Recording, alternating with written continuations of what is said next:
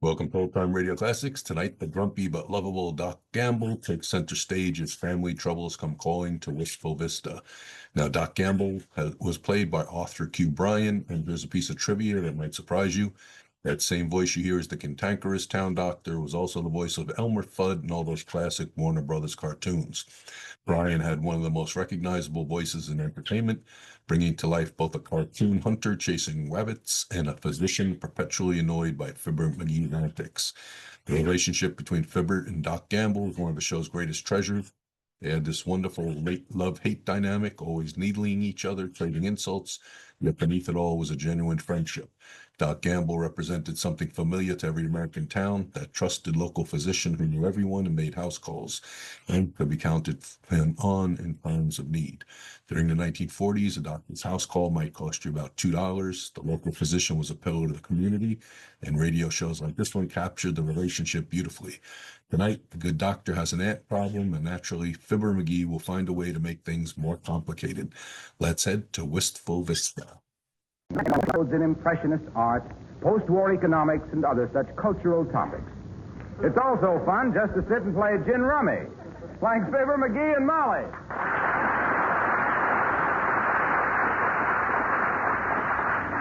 I wish I could remember what happened with that 10 of spades. Are you holding it? I won't tell, dearie.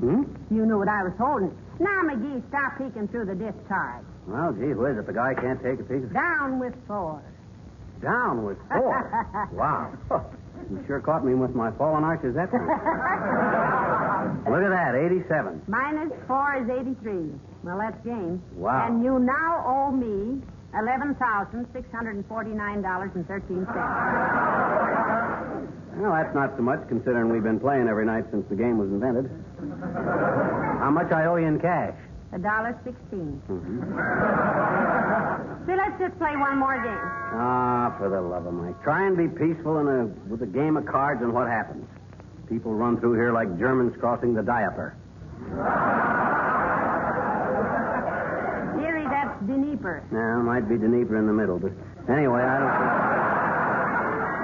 Come in. Hello, Mrs. McGee. Hello, McGee. Hi, Doc, old sock. How's everything in the stick out your tongue and say all racket? Oh, you look tired, Doctor. Sit down, rest a few minutes. Thank you, my dear. I am tired. Most of the younger doctors have gone into the service, and we old men have a lot more cases to handle. Oh, you're not so old, Doc. I'll bet you're not a day over 85. Oh, McGee, Dr. Gamble isn't more than 50. But frankly, I feel right now as though I'd been the obstetrician in care of Methuselah's mother. Hey, look, folks, am I intruding? Oh, not at all, Doc. Not at all, old kid. Not at all. We were just sitting around playing gin rummy. Care to take me on for a whirl? 10 cents a point? No, thanks. I don't like the way you play. You always manage to turn over at least 5 of your opponent's cards every time you deal. Just thought I'd stop in and rest a minute, Mrs. McGee. You sure do look bush, Doc.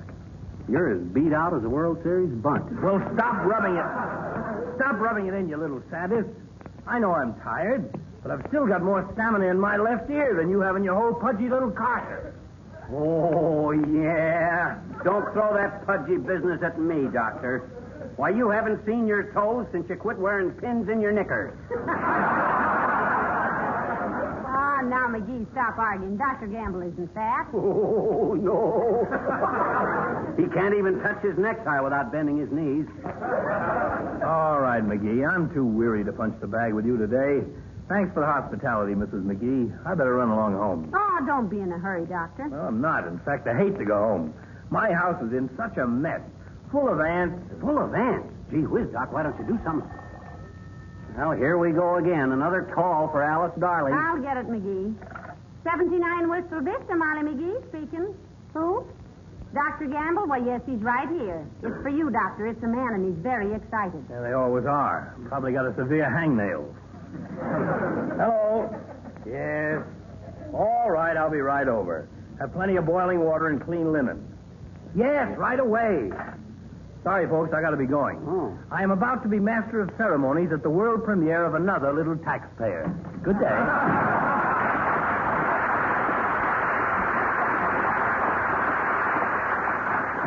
Ah, good old Doc. Just a middleman between the bird with the big bill and the guy with the big sickle. You know that poor man is almost worn out, McGee? I'll see. Did you see his eyes? I'll see. He's got pouches under him that a kangaroo would be proud of. You know what, McGee? I was just thinking. It might be neighborly of us if we... Well, heavenly days, he's been nice to us, and if the poor tired man needs his dishes washed and his kitchen cleaned up, I don't see why we can't... Oh, no, you don't. Oh, no, you don't. Let him exterminate his own ants. He's a doctor, and if he don't know how to be sanitary... But, McGee, we owe it to him. Why do we? Well, think of the things he's done for you. Yeah, at $5 a thing.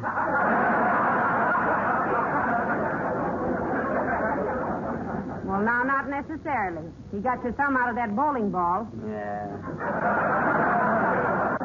And he fixed your eye the time he stuffed the turkey leg in it. He gave you emergency treatment the time you broke your arm, showing more troops how you could take your vest off without removing your coat. Yeah, but gee whiz, that Yeah, and don't... who scoured the town to find you a rubber donut the time you sat on the Hornet at the Elks picnic? Yeah, I admit all that, but gee whiz, that don't mean we got to barge into a guy's house and start exterminating stuff. Well, it does to me. Now get your hat and we'll walk right over. Hello, Mrs. McGee. Hello, Mr. McGee. Hi, Al. Hello, Alice, dear. Were there any phone calls for me? Were there any phone calls for it? Are you kidding? Why, it's getting so every time I pass the telephone these days, the receiver jumps up and down on the hook. He craves about it ringing all the time, Alice, but once it rings, Superman couldn't beat him to the phone. Give Alice a call, dearie. Okay. Harold called.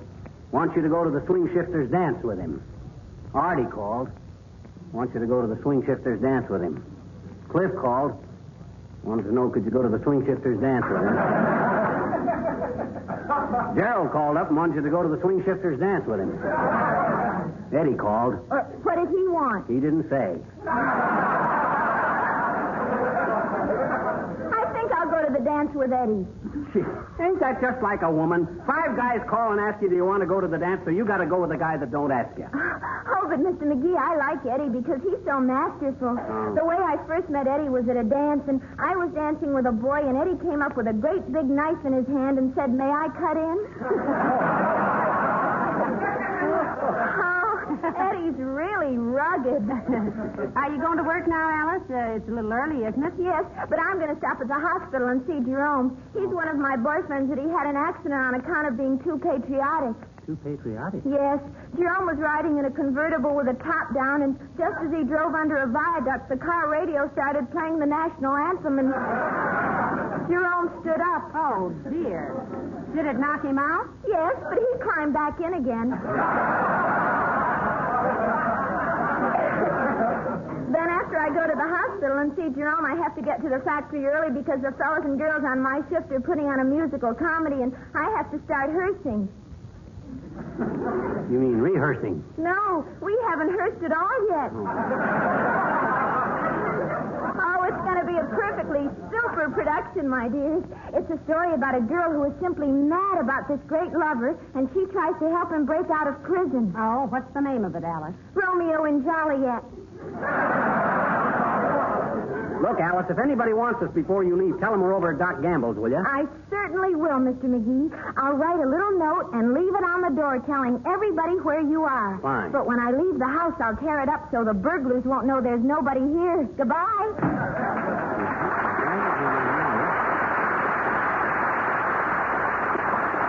She'll write a note and leave it on the door, but when she leaves, she'll tear it up. I don't get it. Come on, Molly, let's go. We gotta go.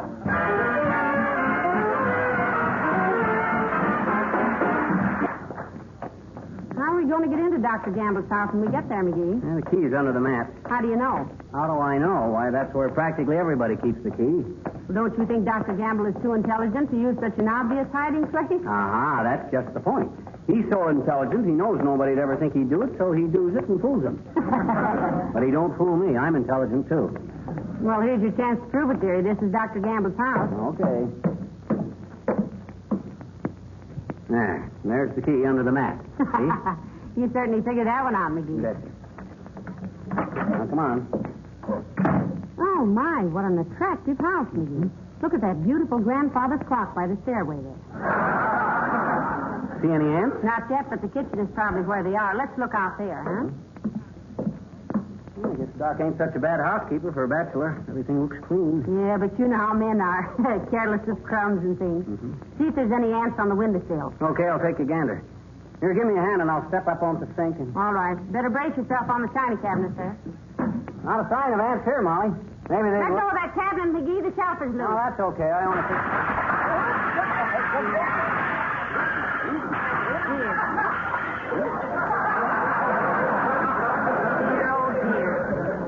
We've broken every piece of china in the cabinet. Well, that's better than busting only half of it. I see an ant. Where? Right there on... Oh, no, it's just a little crumb of toast or something. Personally, I can't see anything in this light.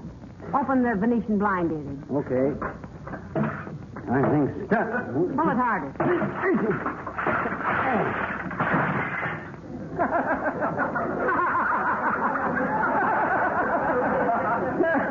Imagine that. I was pulling the wrong cord. Can you get it back up? Sure, nail just pulled loose is all. Hand me something to pound it back in with.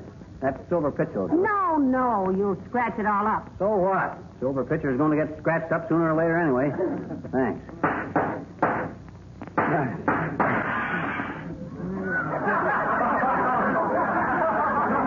What'd you do now? My hand slipped.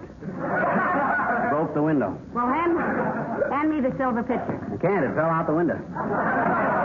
Hey, give me a towel or something to stuff in this hole. Otherwise, Doc will have ants, bees, birds, butterflies, and homing pigeons in here. There we are. Maybe this was all a mistake, McGee. Huh? Look, we've only been here 5 minutes and the place is a wreck. Well, you can't make an omelet without busting a couple of eggs, I always say. Now, the first thing we got to do... Fibber, Molly, where are you? Who's that? Sounds like Mr. Wilcox. I'm in the kitchen, Mr. Wilcox. How'd he know where we were? Well, Alice probably... Oh, hello, Mr. Wilcox. Hello, folks. Great galloping goldfish.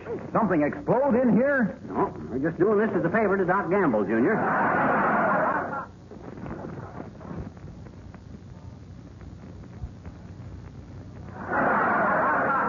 As a favor? Dr. Gamble said he had ants, Mr. Wilcox. Well, if he didn't, he will have when he sees this mess. What were you doing, chasing him on horseback? No. Hey, what are you doing, Fibber? Who, me? Doc's got the temperature set too low on this refrigerator. I'm adjusting. I think I just about got it now where it ought to be just about right.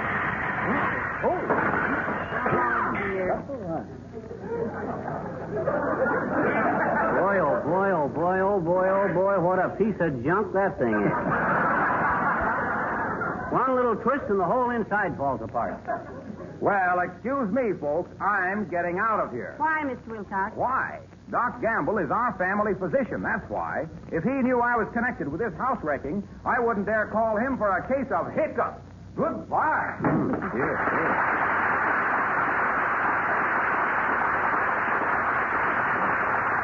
Sissy, scaredy cat. Well, it does look pretty bad in here, McGee. Smashed china, hole in the window, blind torn down, and the refrigerator broken. Now, this is terrible. No, I don't know. I think Doc will appreciate knowing how he got gypped on this house. Wonder how much he paid for this joint. Well, I wouldn't know, dearie. Hey, suppose I could tell by looking through his check stubs? What? They must be right in the desk there. McGee, you can't do that. People don't prowl through other people's private belongings like that. Ah, that's just an old superstition. I always says that Somebody's at the back door, McGee. if it's a fellow with ragged clothes and a long white beard, that's our laundry man. He's been missing for a long time. Come in. Hi, mister. Well, I'll be a... Hi, sis. What do you want? Nothing, I guess, mister. Uh-huh. I just thought I'd come over and see what you were doing. What you doing? What's it? Well, sis, I'll Well, tell you. Dr. Gamble's having trouble with ants, little girl, so we thought we'd come over and see what we could do. Yeah, how did you know we were here? Well, that girl told me. You know, the one that lives at your house? Miss O'Brother? Miss what? Miss O'Brother? Anyway, that's what my daddy calls her. Huh? Every time he looks out the window and sees her go by, he says, there she goes, O'Brother.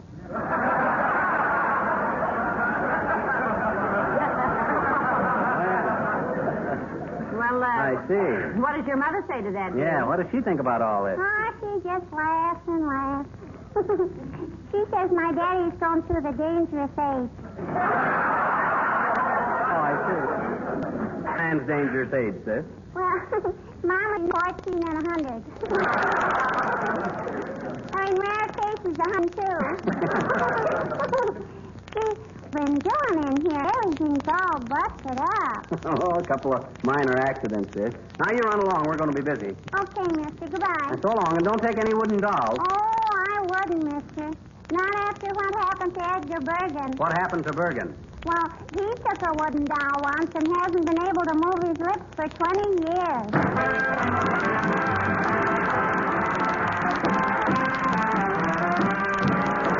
Another box of that ant poison, Molly. I got to sprinkle some more around the living room here. Oh, heavenly days, McGee. That makes 7 boxes we've used up. And you got it tracked all over the house. Now, look at that carpet. Well, the more there's around, the more ants it'll kill. Hey, help me move the piano out from the wall. Okay. 1, 2, 3. Push! What was that? Music rack on the piano. Busted in two when I started hauling on it. Oh, dear. Boy, Doc sure took a beating on these furnishings. I never saw anything so flimsy.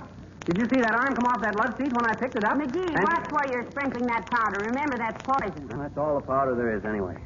Won't be an ant dare stick its head in here for the next 20 years. Shall we put the furniture back where it belongs now, dearie? No, leave it out. Let Doc see how much work we've been doing for him. Hey, these are good cigars he's got here. I'll take a handful on behalf of how he'll appreciate what we're doing for him. I think I'll sit down and rest a minute, dearie. Me too. Hey, look. Well, slice me in two and call me Slim if that ain't a television set. Ever see one of these, Molly? No, and leave it alone, McGee. We've done enough damage in here. Oh, you can't hurt these things. Look, it's just like a radio, except it's got a screen up here that a picture's projected onto like a movie. See? What's the screen made of? Glass, I think.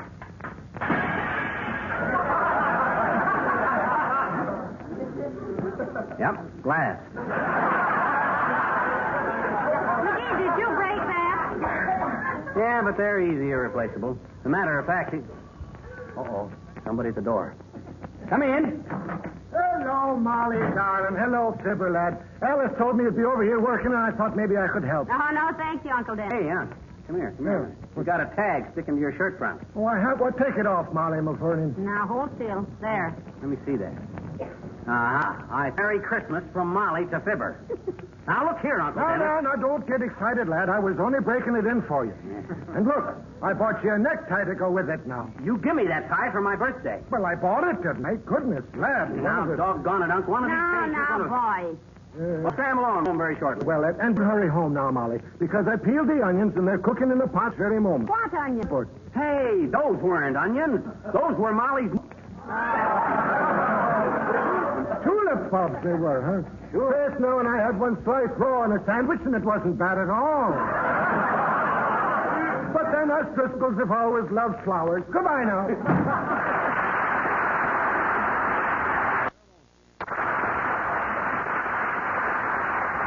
Well, McGee, it's getting late, and we've got...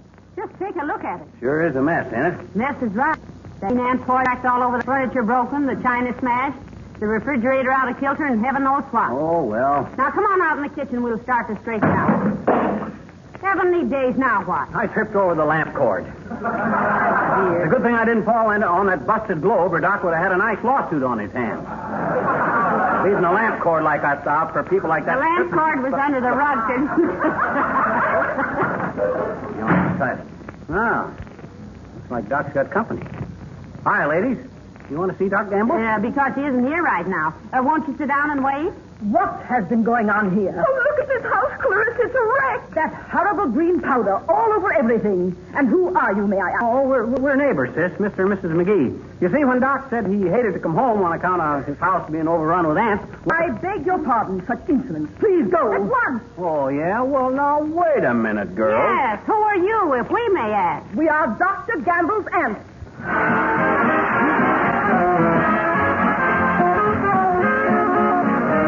He's ruined all my tulip bulbs. Yeah. Well, I just called the drugstore and they haven't got any. Any what? Uncle poison. McGee, please. You're welcome. Good night. Good night, all.